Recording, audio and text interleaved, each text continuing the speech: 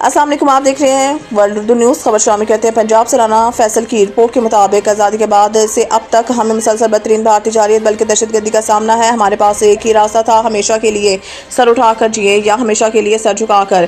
سمڑیال all Pakistan journalist and lawyers forum register Punjab کے general secretary senior column نویس شاہد مشتاق نے کہا کہ خطے کے دوسرے چھوٹے کمزور ممالک کی طرح ہندوستان ہمیں بھی دبا چکا ہوتا اگر ہم اللہ کے فضل کرم سے ایٹمی صلاحیت حاصل نہ کر پاتے۔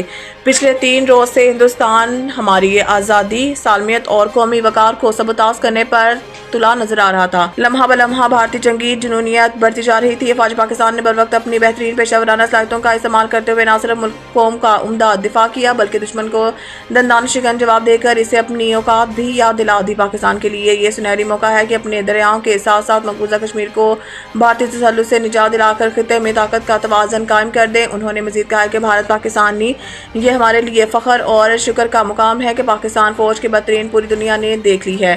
میں اپنی افواج کو خراج تحسین پیش کرتے ہوئے ان کی مکمل فتح کامرانی کے لیے دعا گو ہوں۔